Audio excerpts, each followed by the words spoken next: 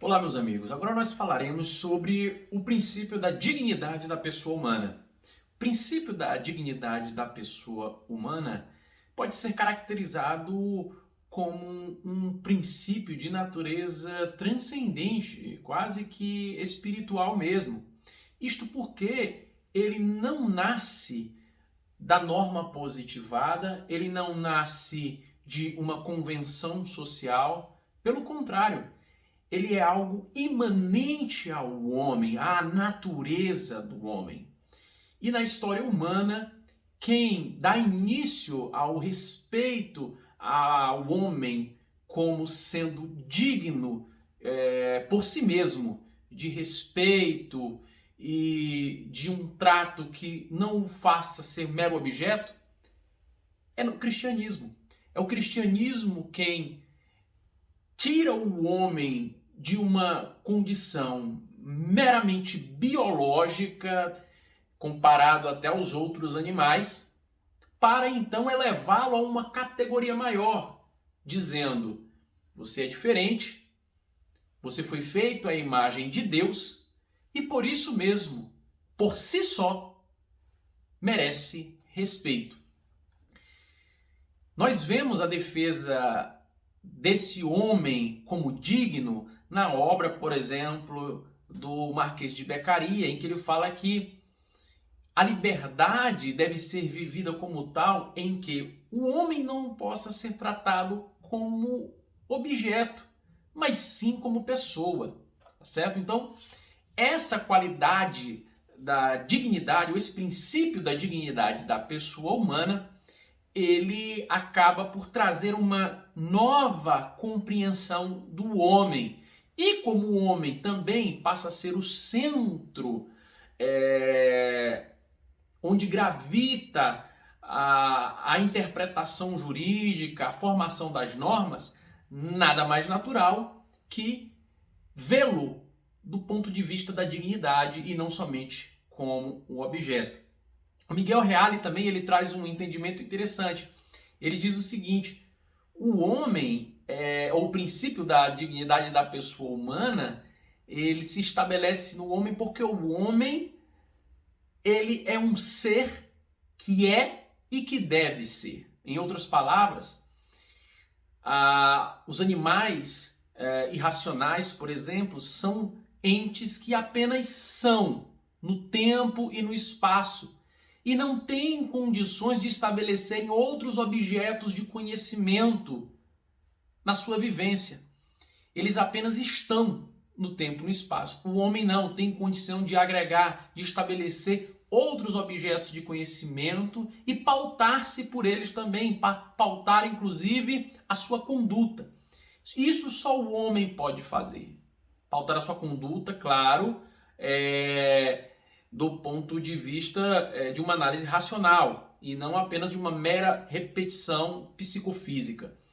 Então, o Miguel Reale acaba dizendo isso. Olha, o homem deve ser tratado como digno e como pessoa e com uma valoração diferente da dos outros animais, porque ele é e ao mesmo tempo deve ser. Ele consegue ser um ente que é, ao tempo também em que é um ente que deve ser. Existe também uma outra ponderação que podemos fazer aqui, que é o seguinte: como que esse princípio da dignidade da pessoa humana nos serviria, né, para a formatação da sociedade? Olha, ele poderia servir e pode servir como fundamento, ou seja, ele tem uma finalidade fundamentadora, é dizer, o homem hoje não pode legislar, não pode criar uma norma sem que o fundamento dela esteja pautado pela dignidade da pessoa humana. De igual maneira, ele tem uma função orientadora. Isso quer dizer o seguinte: mesmo com a norma criada, a forma como eu hei de executá-la não pode ferir o princípio da dignidade da pessoa humana. Então ela serve também de orientação no executar do homem. Assim também nós podemos dizer que este princípio da dignidade da pessoa humana, ele exerce uma função crítica. Em outras palavras, tudo o que pensamos, tudo o que fazemos, do ponto de vista do indivíduo e da sociedade, pode e deve ser filtrado pelo critério da dignidade da pessoa humana. Qualquer conduta do homem na sociedade, qualquer conduta para consigo mesmo, não só pode, como deve passar pela peneira, digamos assim, pelo critério da dignidade da pessoa humana.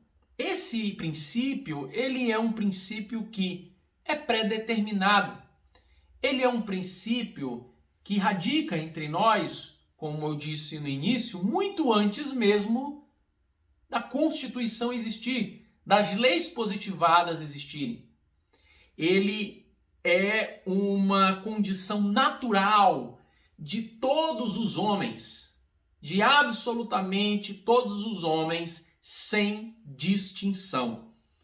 É também indeclinável, é irrenunciável e, portanto, indisponível. Tá certo?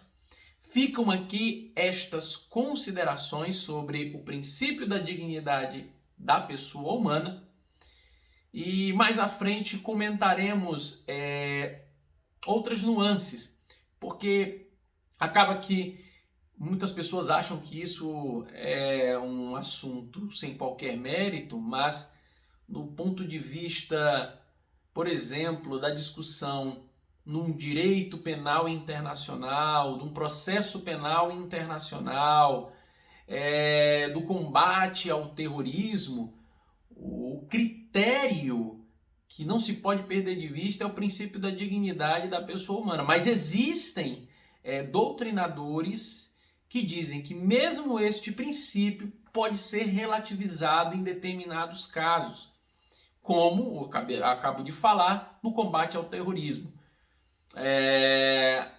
Isso porque ele poderia ceder diante de um bem maior a ser protegido, como vidas de inocentes, vidas da população. Não irei entrar, evidentemente, nesse ponto agora, mas deixo aqui essa reflexão para que vocês possam pesquisar, tá? E estudar um pouco mais sobre esse assunto. Um grande abraço a todos, bom trabalho, bons estudos. E não esqueça de nos seguir no Instagram e se inscrever no nosso canal no YouTube.